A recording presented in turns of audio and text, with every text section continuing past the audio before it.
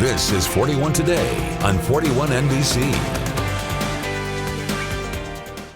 Welcome back. President Trump is upping the ante in his bid to take over Greenland, telling Norway's leader that since he lost out on the Nobel Peace Prize, he doesn't feel obligated to think only of peace and can now only think about what is good and proper for the United States. That as European Union countries talk options to counter the president's tariff threats with trade measures of their own.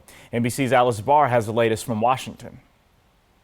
President Trump overnight leaving the National Football Championship in Florida and looking ahead to the World Economic Forum in Davos, Switzerland. It's going to be a very interesting Davos, where he'll come face to face with many of the European leaders antagonized by his intensifying push to take control of Greenland and tariff threats against 8 countries and close allies standing in his way. I don't think they're going to push back too much. Look, we have to have it.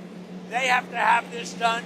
They can't protect it. The president responding to a revelation from Norway's prime minister who says he reached out about Greenland and that President Trump replied in part, quote, "Considering your country decided not to give me the Nobel Peace Prize for having stopped 8 wars plus, I no longer feel an obligation to think purely of peace."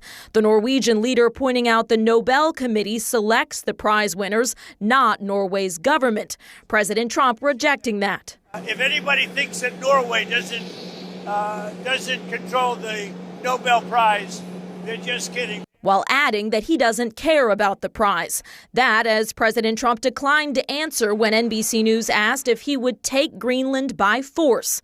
Close Republican allies downplayed that idea. I don't foresee military intervention in Greenland. It's a small population of people, and I think diplomatic channels is the way to go. And the president maintains the U.S. needs to own Greenland to guard against what he sees as threats from Russia and China to take it over, all amid the growing risk of a fresh trade war with close allies. In Washington, Alice Barr, NBC News.